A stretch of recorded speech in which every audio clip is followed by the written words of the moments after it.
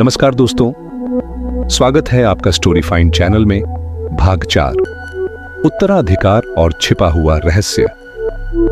राजा वीरभद्र की मृत्यु के बाद पूरे कुलधरा में शोक की लहर दौड़ गई, लेकिन उसकी कही बातें प्रजा ही असली राज्य है लोगों के दिलों में गहराई से बस चुकी थीं।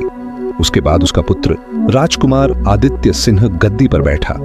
आदित्य सिंह युवावस्था में ही समझदार और दूरदर्शी था। वह अपने पिता की तरह युद्ध प्रिय नहीं, बल्कि शांति और ज्ञान को महत्व देने वाला शासक था। राज्य धीरे धीरे समृद्ध होता गया। न केवल खेतीबाड़ी और व्यापार बढ़ा, बल्कि कला, साहित्य और स्थापत्य भी चरम पर पहुंचे। कुलधरा अब केवल एक मरुभूमि का राज्य नहीं रहा, बल्कि संस्कृति और ज्ञान का केंद्र बन गया। लेकिन समय का एक अजीब खेल था। वीरभद्र ने द्वार को बंद कर दिया था, फिर भी उसकी छाया कहीं न कहीं अब भी मौजूद थी। रहस्यमयी तहखाना। एक दिन राजकुमार आदित्य सिंह को महल के तहखाने की ओर आकर्षण महसूस हुआ। वह उसी तहखाने में पहुंचा जहां कभी उसके पिता ने समय द्वार बंद किया था। पत्थर की दीवार अब भी वही थी, लेकिन उस पर हल्की सी नीली लकीरें चमक रही थी, जैसे कोई दबा हुआ ज्वालामुखी अब भी भीतर सुलग रहा हो। आदित्य सिंह ने दीवार पर हाथ रखा तो उसे अचानक अपने मन में अजीब दृश्य दिखाई दिए। भविष्य की युद्धरत मशीनें, अतीत की रक्त रंजित लड़ाइयां और एक आवाज, तुम्हारे पिता ने द्वार बंद किया, पर समय की धड़कन को कोई रोक नहीं सकता। राजकुमार हड़बड़ा गया। उसने तुरंत आचार्य वेद प्रकाश के पास जाकर सब बताया। आचार्य की चेतावनी। वृद्ध आचार्य ने गहरी सांस लेकर कहा, राजकुमार, यह वही शक्ति है जिसे तुम्हारे पिता ने त्याग दिया था। वह द्वार अब भी जीवित है, परंतु केवल सोया हुआ है। आदित्य सिंह ने पूछा, तो क्या यह फिर खुल सकता है? आचार्य ने गंभीर स्वर में उत्तर दिया, हाँ, लेकिन यह शक्ति अब तुम्हारे वंश के हर उत्तराधिकारी को परखेगी। यह वरदान नहीं, बल्कि जिम्मेदारी है। यदि कोई लालच में पड़ गया तो द्वार उसे निगल जाएगा। राजकुमार कांप गया।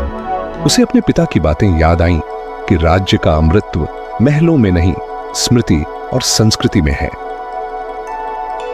इस साल बीते। आदित्य सिंह ने विवेक और न्याय से राज्य चलाया। उसके बाद उसके पुत्र, फिर पौत्र गद्दी पर बैठे। हर पीढ़ी को तहखाने का रहस्य बताया जाता ताकि वे सावधान रहें, लेकिन सब एक जैसे नहीं थे। कुछ राजा महान हुए जिन्होंने कला और संस्कृति को और आगे बढ़ाया। कुछ राजा साधारण हुए जिन्होंने केवल प्रजा का पालन किया, और कुछ राजा ऐसे भी हुए जो भीतर ही भीतर उस छिपे द्वार के आकर्षण में पड़ गए। कहते हैं, एक बार एक महत्वाकांक्षी राजा सूर्यकांत सिंह ने द्वार को खोलने की कोशिश की। उसने सोचा, अगर मैं भविष्य देख लूं तो अपने राज्य को सबसे शक्तिशाली बना सकता हूं। वह रात को अकेला तहखाने में गया और दीवार पर हाथ रखा। अचानक नीली लपटें फूटीं और पूरा कक्ष हिलने लगा। अगले दिन लोग हैरान रह गए। राजा सूर्यकांत सिंह कहीं गायब था। उसका कोई निशान नहीं मिला। लोग कहते हैं, द्वार ने उसे निगल लिया।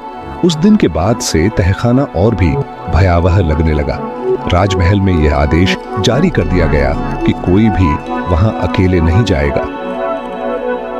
एक लोक कथाएं और भय, समय बीतते बीतते यह रहस्य धीरे धीरे लोक कथाओं में बदल गया। गांव के बच्चे कहते, महल के नीचे एक ऐसा दरवाजा है जो इंसान को भविष्य और अतीत में फेंक देता है। बुजुर्ग कहते, वहां मत जाना, वरना समय तुम्हें निगल जाएगा। लेकिन साथ ही लोग वीरभद्र को याद भी करते। उसकी गाथाएं गीतों में गाई जाती, कठपुतली नाटकों में दिखाई जाती। कुलधरा की पहचान अब केवल रेत का राज्य नहीं, बल्कि समय का राज्य बन चुकी थी।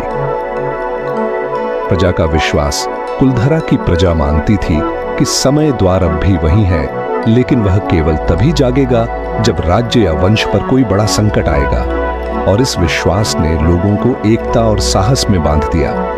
हर पीढ़ी के लोग अपने बच्चों को वीरभद्र की कहानी सुनाते। वह राजा जो समय में गया, जिसने भविष्य देखा, जिसने अतीत जिया और जिसने सिखाया कि अमृतत्व स्मृति में है। इस तरह वीरभद्र केवल एक राजा नहीं रहा, बल्कि एक किंवदंती बन गया। रहस्य की अगली परत। लेकिन तहखाने की दीवार अब भी जीवित थी। कभी कभी रात के अंधेरे में वहां से नीली चमक दिखाई देती और कभी कभी महल के पास रहने वाले लोग अजीब आवाजें सुनते, जैसे कोई उन्हें पुकार रहा हो। कुछ विद्वानों का मानना था कि यह द्वार पूरी तरह बंद नहीं हुआ, बल्कि सो गया है और समय आने पर यह फिर खुलेगा। अगर आपको यह कहानी पसंद आई, अगला भाग सुनने के लिए लाइक और सब्सक्राइब करना न भूलें और कमेंट में हमें बताइए आप अगली बार कौन सी रहस्यमयी कहानी सुनना चाहेंगे। याद रखिए, रहस्य हमेशा रहस्य ही रहते हैं और यही उसे और भी रोमांचक बनाता है।